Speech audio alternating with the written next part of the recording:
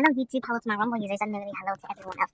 As y'all know right here, I can't really record on my phone right now because I can't. Apple always has this issue with storage. Even if I delete like 1,000 photos, it's still not gonna let me record anything past like 10 minutes. So man, I'll be recording on this little body camera, even though it looks a little different. But as if you guys have been looking at my videos, I don't really make too many personal videos like this often. But what I'm beginning to realize now, it doesn't really change my viewpoint, but it's a little bit of a new data point that I got is that when all of the times that my mama has been mad at me, all of the times my mama has been doing this, doing that, everything that I've been thinking that she's been doing wrong, it is still wrong, but it's ingrained. So basically, she's a Filipino immigrant parent. You know, with a lot of issues with immigrant parents, is that they tend to bring more how they live, like their own projections of how they live now all the way back into the new country. What I mean by this is that the West of America, like we're more individualistic. We hold more personal. It's less conservative. It's just kind of more. Actually, really depends on the family, but it's more individualistic in the West. And my mom's old views are beginning to pinpoint down on this because back in the Philippines, y'all, like it was.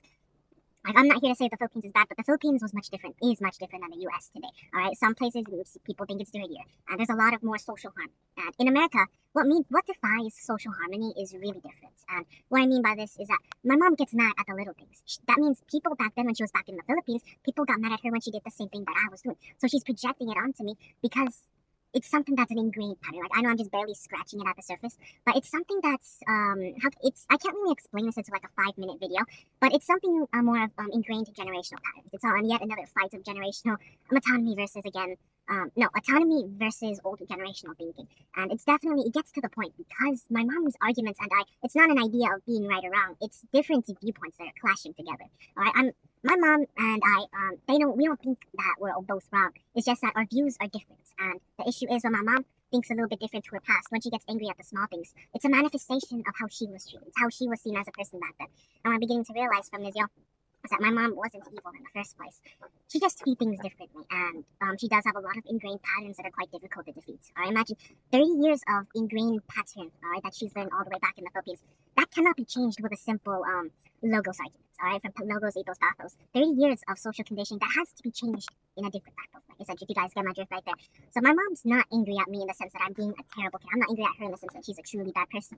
It's because of differing viewpoints. It's because of how differently she views it. Even for a little thing that I did, all right? She views it as stupid, but I view it as individualistic. Like one time I was trying to go to church wearing a little anti-suicide sweater. Because my mom thought it was wrinkled, she got very, very, very mad. Not because of the message itself, but because the shirt itself was wrinkled. And the thing is, no one really cares if your shirt is wrinkled, unless your shirt codes are really that bad. I mean, no one's really gonna bother to take a look. But when it comes to the Philippines, my mom, at least what I can infer, she always had to wear good clothing when she was a kid back in church. She always had to do something, all right? That's why I'm beginning to realize it's a lot more difference back how she was raised. And the thing is, there are a lot of differences, but sometimes it does get to that point. But what I'm beginning to realize is that she isn't truly evil, like parenting for that example. And definitely I can think of it as ingrained thinking. I can say it as that. And definitely, I think my solution to this, y'all, is that we can't defeat a generation of thinking, all right? When it's ingrained like that, we can't really defeat it with a simple argument. But I think the next thing that we should do is that I think that we should build the next generation of critical thinkers. We should build the next generation of people who think with reason over cultural thinking, all right? That's my solution here. If we can't change the thinking of the last generation, we innovate the thinking for the new generation and the generations forward.